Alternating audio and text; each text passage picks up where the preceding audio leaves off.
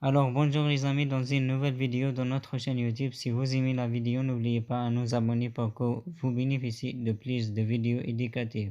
La vidéo d'aujourd'hui est à propos d'un thème très important qui est l'appendicite. L'appendice est le petit type qui a une extrémité qui est attachée aussi comme des grands intestins. Parfois on l'appelle l'appendice vermiforme. Vermiforme signifie en forme de verre.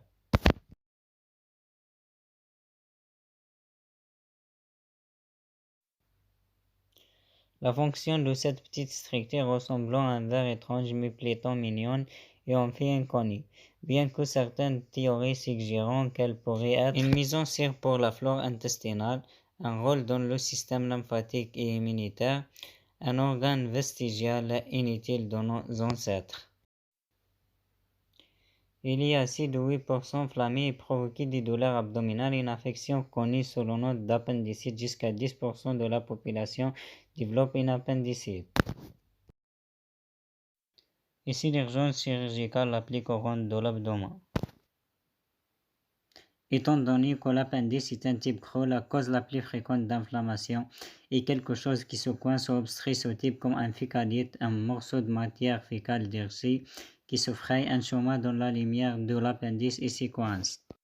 Cela pourrait aussi être dû à d'autres choses comme des grains qui n'ont pas été digérés, des infections par les oxyres qui sont des parasites intestinaux et la croissance des follicules lymphoïdes ou hyperplasie lymphoïde chez les enfants et les adolescents.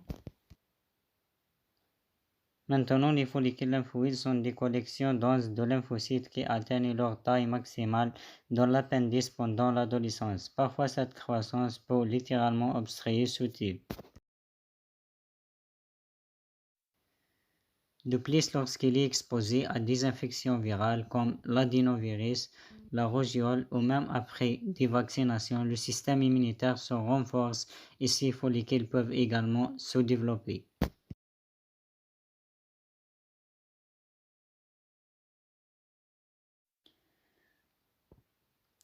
Quelle que soit l'obstruction, maintenant cet appendice est bouché, n'est-ce pas?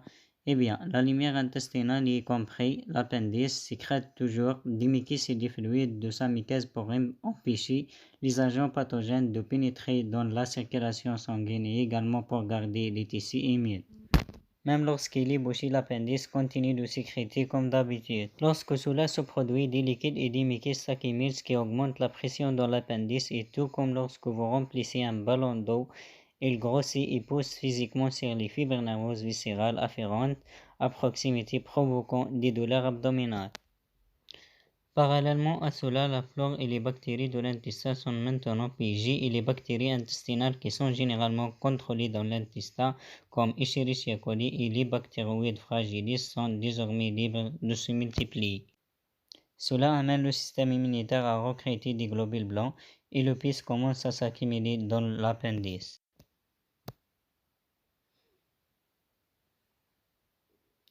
Cette activation du système immunitaire peut être vue en laboratoire comme une augmentation du nombre de globules blancs serrés.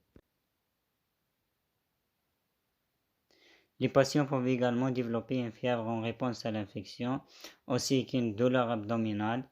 Dans le cadre inférieur droit au point à peu près où se trouve l'appendice, connu sous le nom de point de McBurney, un signe super important pour identifier l'appendicite.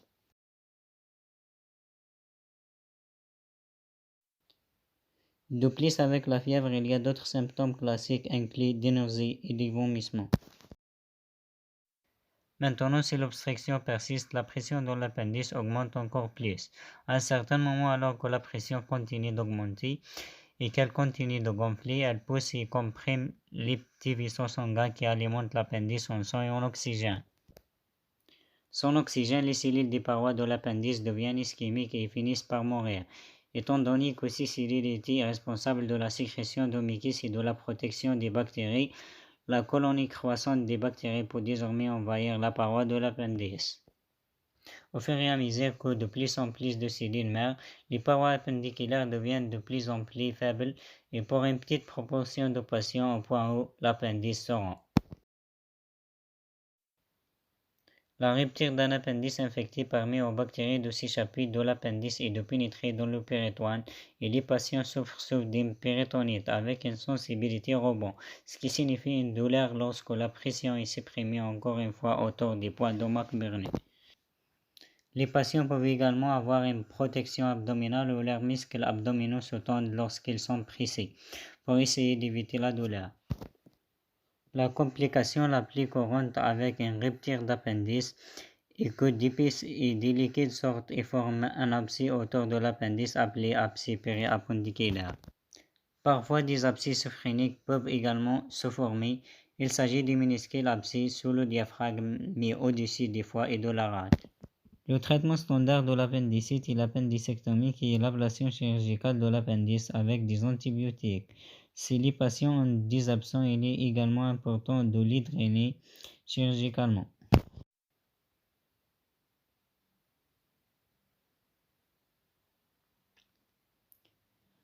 Le retrait de l'appendice n'est pas connu pour avoir des effets secondaires négatifs et parfois il est retiré si les chirurgiens pratiquent déjà une chirurgie abdominale pour une autre raison, juste pour éviter une appendicite.